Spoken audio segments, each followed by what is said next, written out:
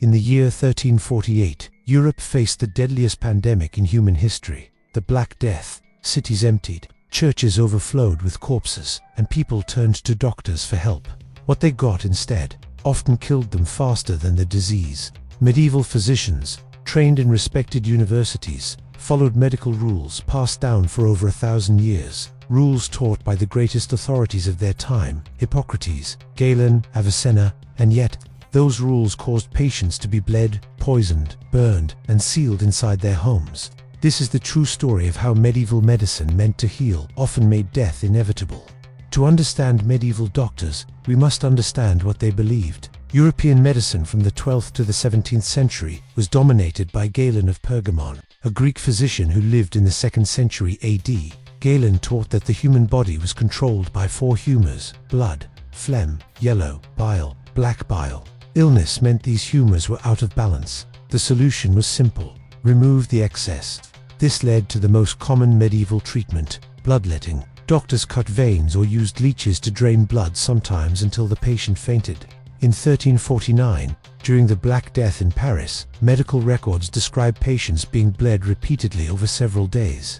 Most died, not from plague alone, but from shock and dehydration. Medieval doctors also believed disease came from miasma, poisoned air. This idea appears in medical texts like Guy de Chauliac's Chirurgia Magna, written in 1363. Doctors advised patients to burn herbs indoors, avoid fresh air, seal windows. Ironically, this increased infection by trapping bacteria-filled air inside homes. Then there were barber surgeons. These men were not physicians. They learned by apprenticeship. They pulled teeth, amputated limbs, and treated wounds without anesthesia. Surgery was performed with unwashed hands and reused tools. The concept of germs would not exist for another 500 years. Infections were common. Sepsis was a death sentence. One of the most dangerous treatments involved mercury. Mercury was widely prescribed for syphilis in the 15th and 16th centuries. Doctors believed mercury caused toxic sweat that drove out disease. In reality, mercury poisoning caused organ failure, blindness, insanity. Patients often died screaming. Even respected hospitals worsened outcomes.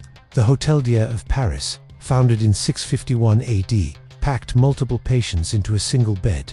Plague victims lay beside surgical patients. Cross-infection was inevitable. Mortality rates exceeded 50% during major outbreaks. Here is the final irony. Medieval doctors were not stupid. They were not cruel. They were obedient. They trusted authority over evidence, books over bodies, tradition over observation. When Andreas Vesalius published De Humani Corporis Fabrica in 1543, proving Galen was wrong about human anatomy, many doctors rejected it, because Galen had been trusted for 1,300 years. Medicine did not truly improve until doctors began to question sacred knowledge, until they accepted this idea that being wrong can kill. Medieval doctors did not mean to harm, but their certainty made them dangerous. And history reminds us, bad science doesn't need evil intentions. It only needs unquestioned belief.